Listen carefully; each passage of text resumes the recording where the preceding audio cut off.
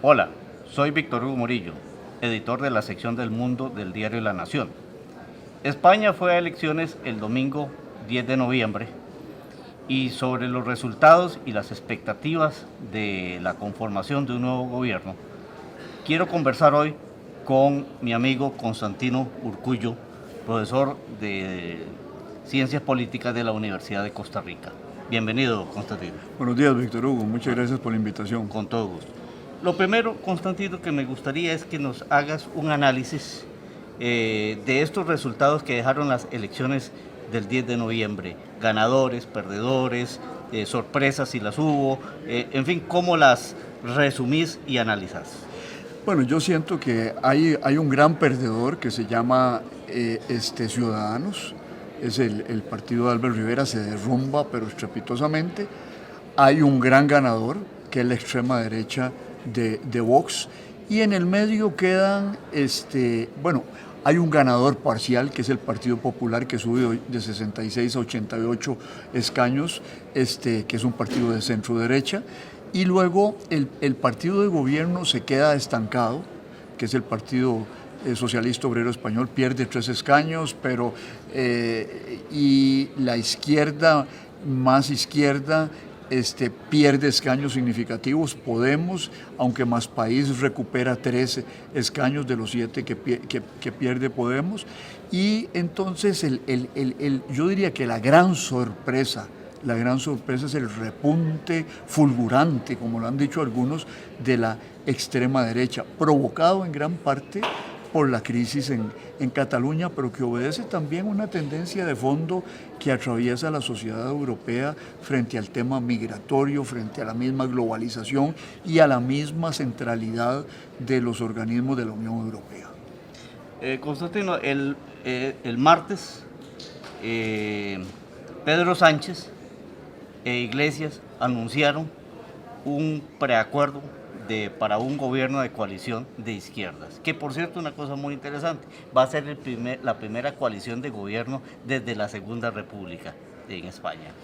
¿Qué expectativas le ves de éxito, de gobernabilidad al país con esta coalición que va indudablemente empujada y apresurada por los resultados precisamente del domingo 10 de noviembre? Sobre todo el ascenso de la extrema derecha, ¿verdad? Ahora, es una coalición que no es solo entre ellos, sino que va a haber necesidad de que sumen otros partidos regionales, como el Partido Nacionalista Vasco, la abstención del partido de izquierdas vascos Bildu, sumar a la coalición gallega, sumar también a los canarios, y lograr los votos. Hay que explicarlo claramente. En la primera votación no van a quedar...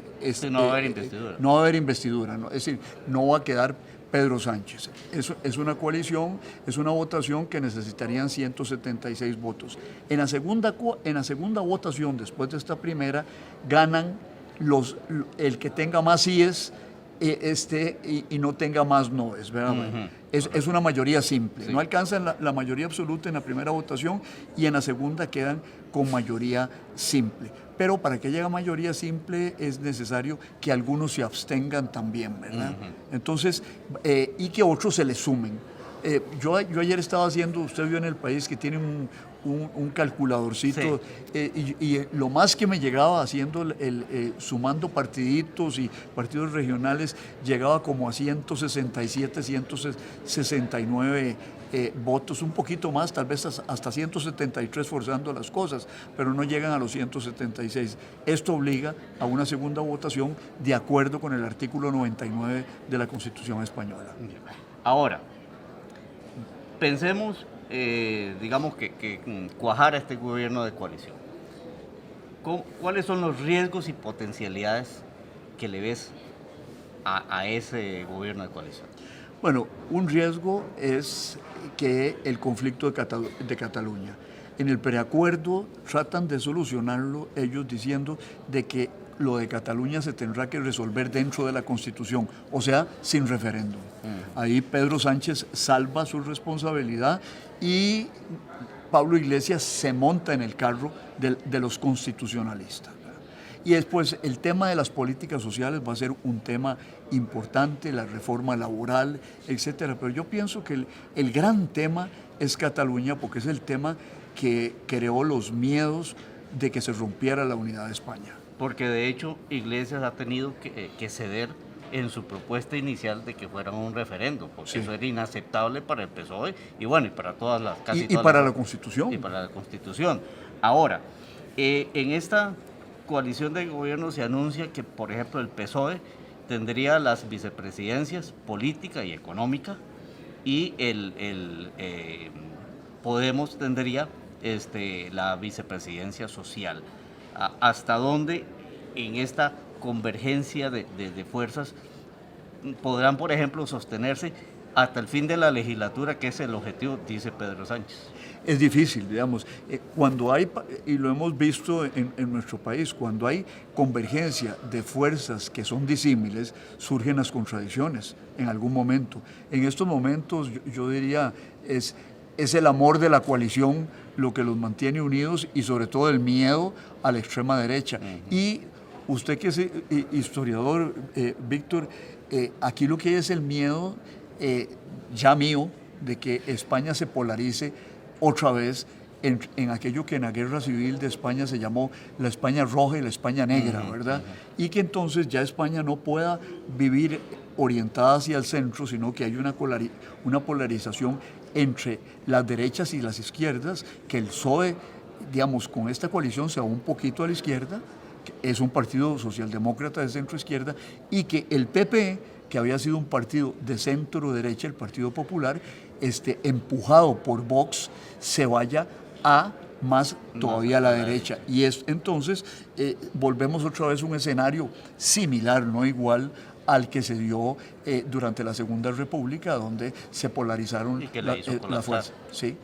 Ahora, el papel de una oposición a este gobierno de coalición. ¿Debe la oposición colaborar para evitar, por ejemplo, elecciones a muy corto plazo? ¿O por el contrario, podría verse tentada precisamente a que este gobierno de coalición sea bastante efímero y tenga que ir a nuevos comicios en España?